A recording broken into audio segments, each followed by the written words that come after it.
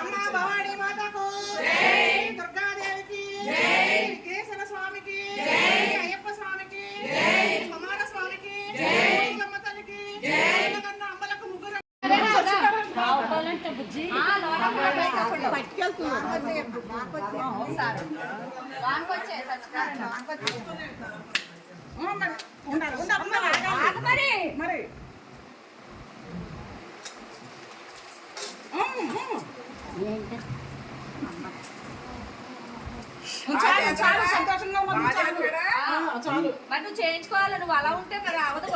ఏ పని అవదు. చేయాలనుకున్నా చేయలేరు. మంచిగా జరగాలి.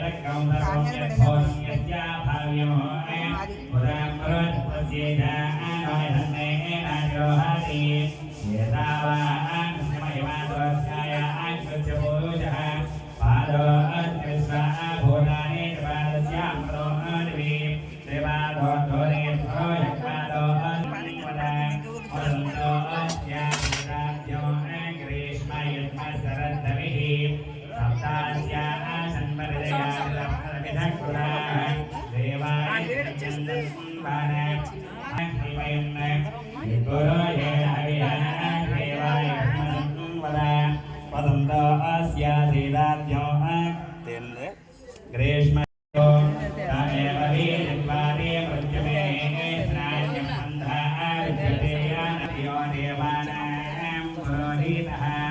పూర్వయ దేవేభ్యో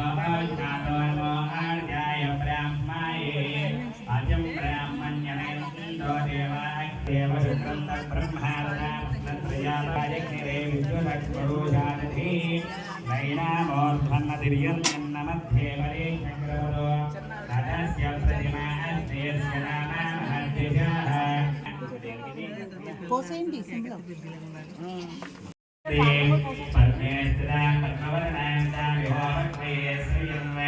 చంద్రాం ప్రభాసాం యజసాత్మనందీం త్రీం లోకే దేవతామధారాం తాం పద్మినీమీం శరణమహం ప్రపద్యే లక్ష్మీర్మేణస్యతాం త్వాం వరుణే ఆదిత్యవర్ణే తమసోదయాతో వనస్పతిస్తవ వృక్షోదిభిః తస్య ఫలా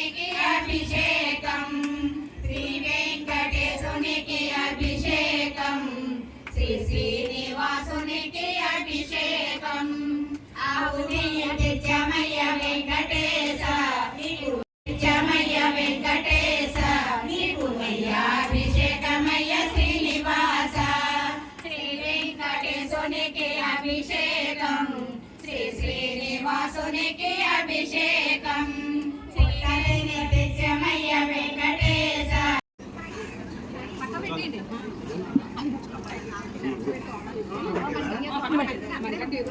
అక్కడే పెట్టేయండి అక్కడే పెట్టేది అక్కడే కట్టేది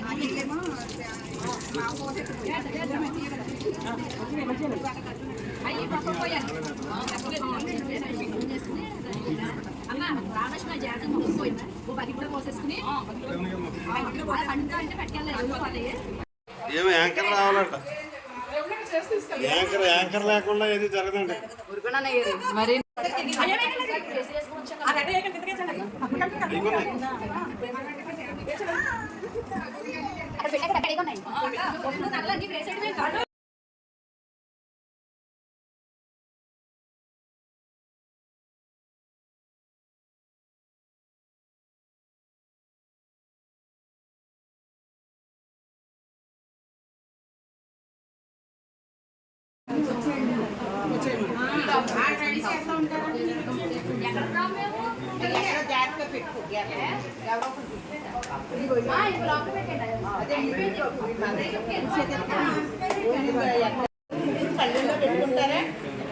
వీడియోలో తీసి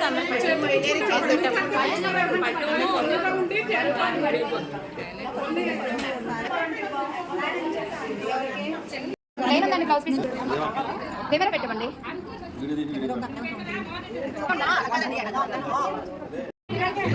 కొబ్బరికాయ తీసుకుని తుమ్మకాయ పెట్టుకోండి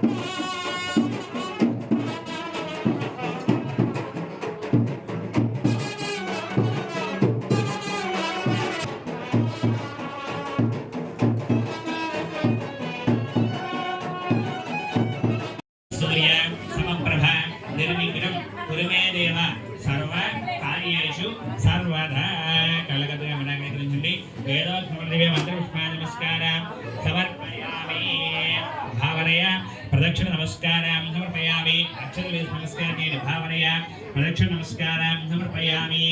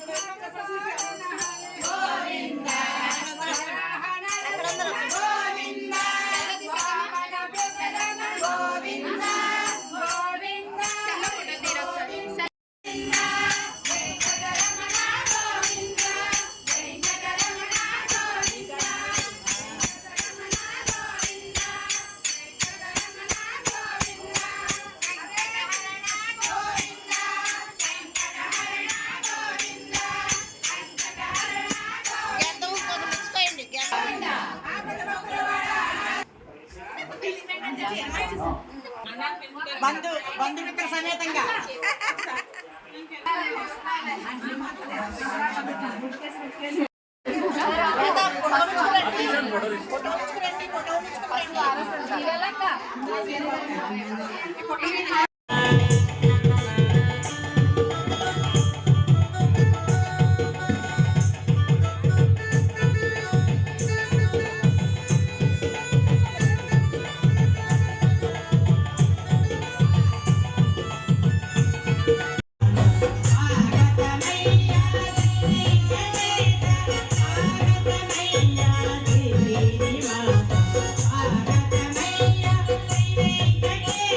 Bye.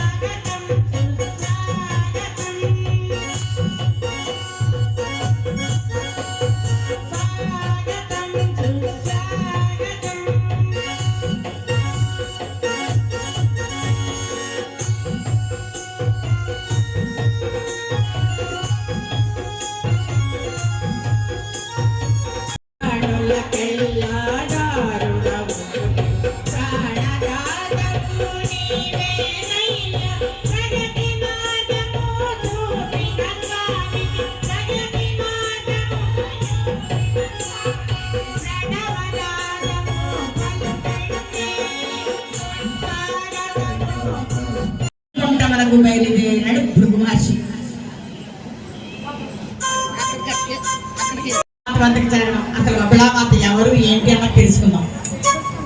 ద్వాపర యుగంలో యశోద శ్రీకృష్ణుని ఎంతో అల్లారుముద్దుగా పెంచి అతని చిలిపి చేష్టలతో ముద్దు మురిపాలతో కాలం గడిపినది. కానీ కృష్ణుని వివాహం మాత్రం చూడలేకపోయింది. అప్పుడు శ్రీకృష్ణుడు యశోదమాతకు కలియుగంలో నీవే నాకు వివాహం చేసేదని వరం ఇచ్చాడు. ఆ ద్వాపర యుగంలో ఆ యశోదమాతయే ఇప్పటి ఈ వకులామాత. ఆ చిన్ని కృష్ణుడి రూపమే మనసులో ముద్దు కోసం ఎలా ఎదురు చూస్తూ ఎలా తలుచుకుంటూ ఉందో ఒక్కసారి ఆడి పెద్ద యుద్ధాలు కూడా అలా చూస్తా పోలికలు ఉన్నాయంటేనే మనం గుర్తుపడతాం. అలాగా చిన్ని కృష్ణుడి కోసం ఎదురు వస్తుంది ఆ వకులామాత.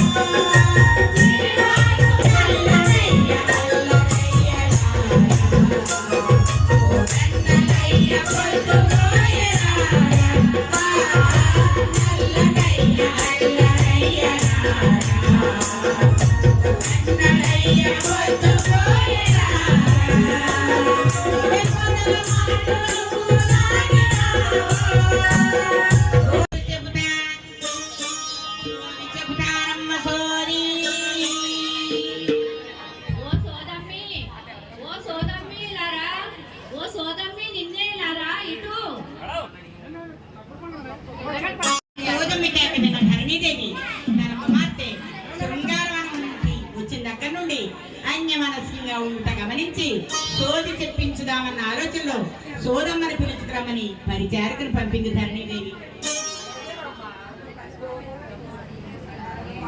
సోదోయమ్మ సోది ఎరుకోయమ్మ ఎరుక సోది చెబుతానమ్మ సోది ఎరుక చెబుతానమ్మ ఎరుక చెబుతాను.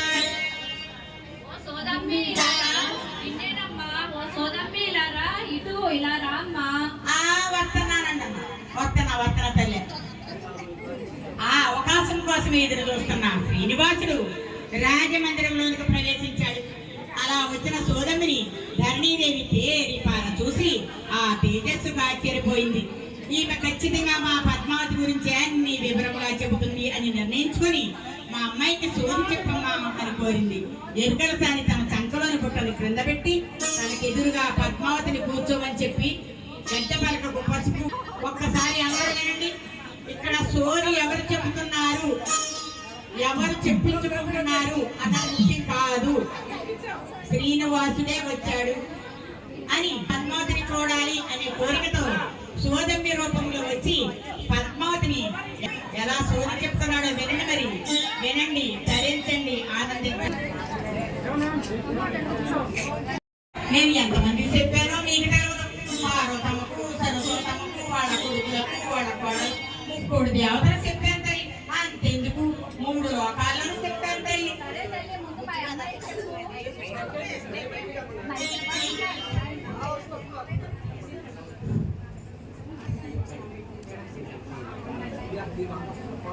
అట్లా అడ్డట్లాగండి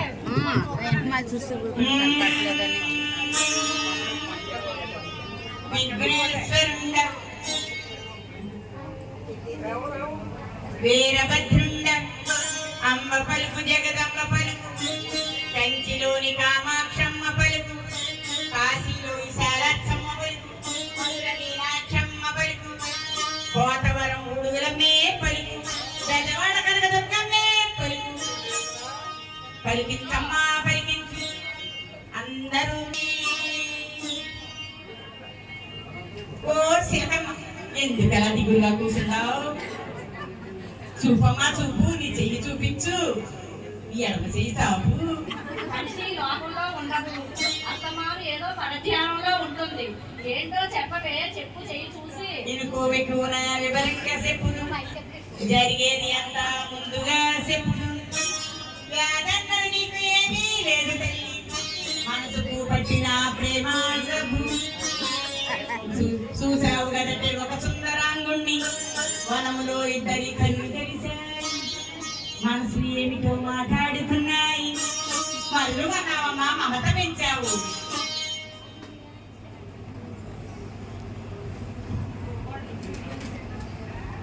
ఇటు చూడు, నిలదీసి నీ తల్లి నిక్కచ్చిగాను తగదని.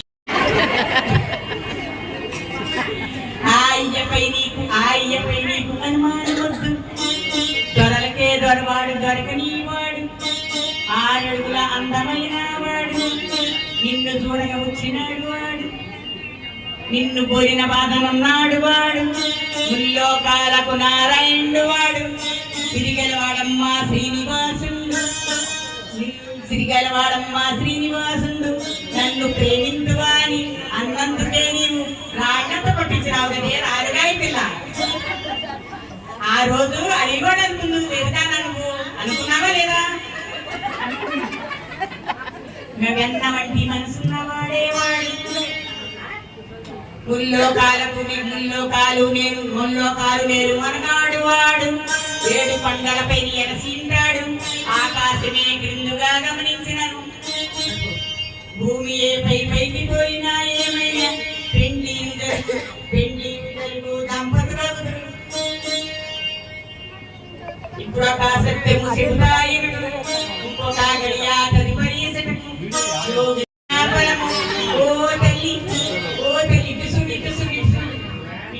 ఇటు చూడు పద్మావతమ్మ, పారాకుగా ఉండబోకమ్మ, నా కళ్ళల్లో కళ్ళెట్టి చూడమ్మ తల్లి, నేనెవరో నీకు ఎదుకవుతాది. మాయ వదిలి తెలుసుకోవే అమ్మ, అంతా నీకు అవగతమగును, అంతా నీకు సుఖమే జరుగును తల్లి, అంతా నీలో తల్లి. ఇటు చూడు అమ్మా ధన్యమాత గారు, నాకు కూడా పెండు కుదిరింది తల్లి, మా దగ్గర అసలే సిగ్గులేదు తల్లి. మీరు పెద్ద మనసు చేసుకొని మరి కొంచెం ముత్యాలు మరి కొంచెం రతనాలు ఇప్పిస్తే ఏదో మా తల్లి మా ఖర్చుకు పనికొస్తారు. మరి శుభమస్తు శుభమస్తు శుభమస్తు శుభమస్తు, శీఘ్రమే కళ్యాణ ప్రాప్తిరస్తు. ఓ ధరణీదేవి గారు, నేను చెప్పింది జరిగి మీరు అనుకున్న జరిగితే నాకు పట్టుబట్టలు ఇట్టాలి తల్లి. మరి వస్తా తల్లి, వస్తానమ్మా మహారాజా, వస్తానండి అంటూ వచ్చిన దారినే వెళ్ళిపోయింది సోదమ్మి వేషంలో ఉన్న శ్రీనివాసుడు.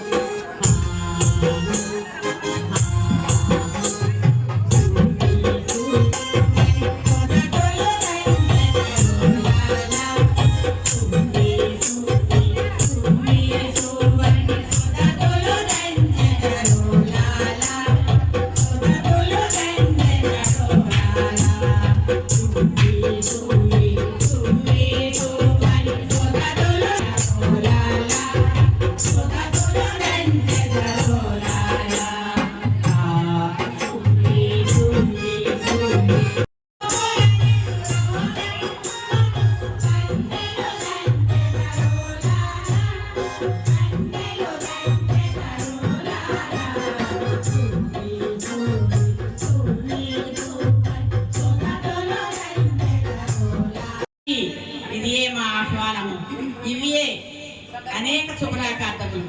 నారాయణపురము ఇట్లు ఆకాశరాజు ధరణీదేవి మంగళ మహశ్రీ శ్రీ శ్రీ శ్రీ శ్రీ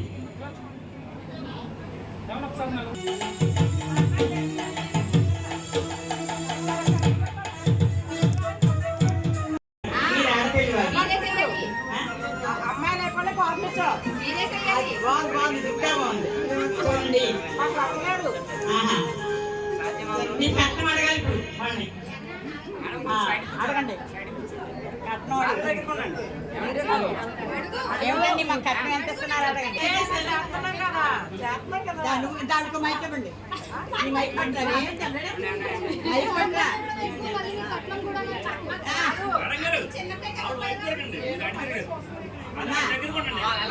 కట్నం అడుగుతారేంటండి మా రాజ్యం అంతా మేమండి. ధైర్యం వచ్చింది కొంచెం. చెప్పండి కట్నం అడుగుతారేంటండి మా రాజ్యం అంతా. అది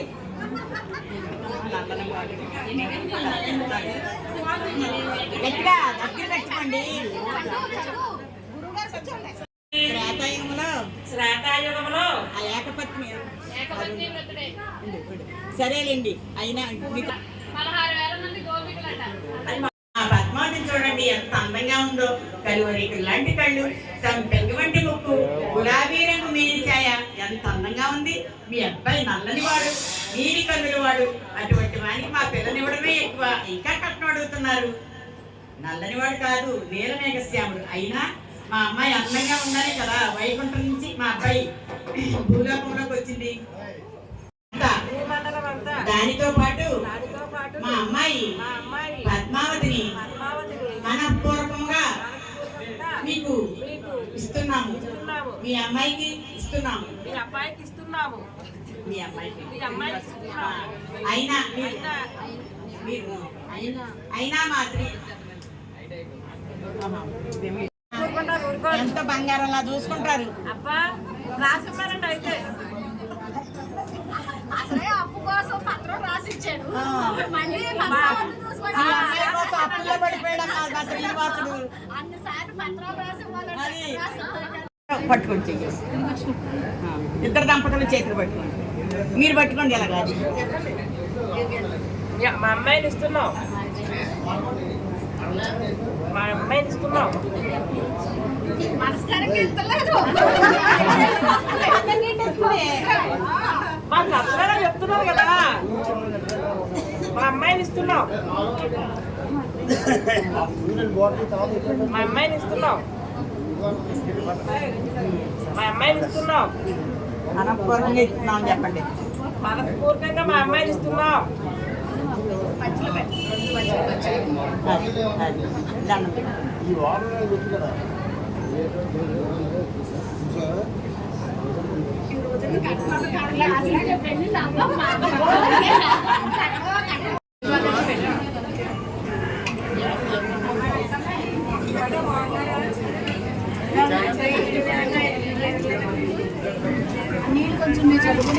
చూడండి పూర్వకాలం పెళ్లి అంటే 5 రోజులు జరిపేవారు. ఒక్కొక్క రోజుకు ఒక్కొక్క తంతు. అలాగా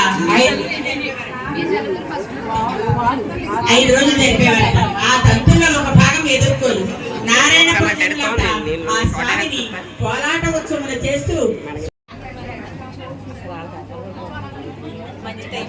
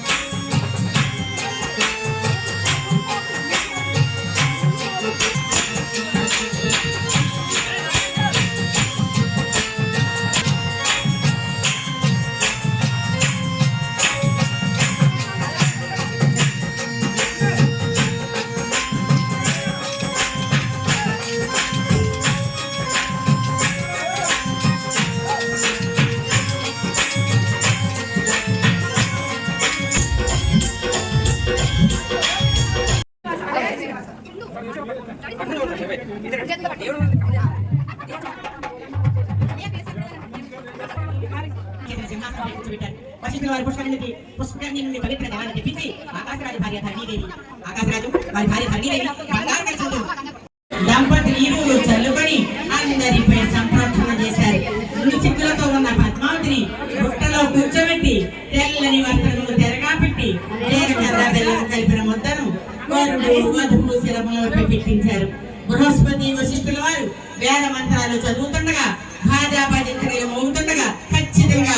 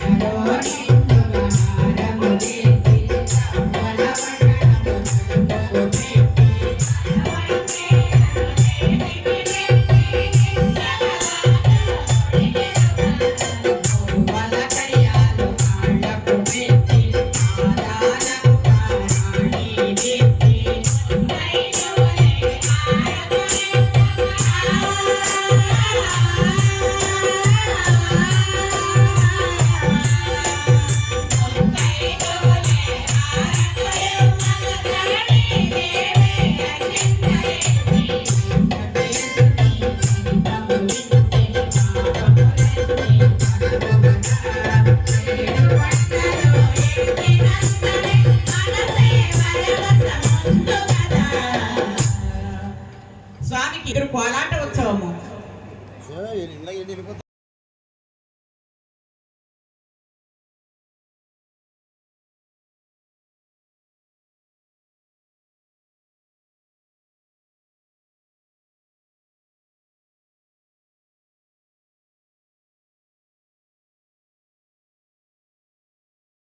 చూసారు కదండీ! ఎంత జరిగిందో శ్రీనివాసుని కళ్యాణం.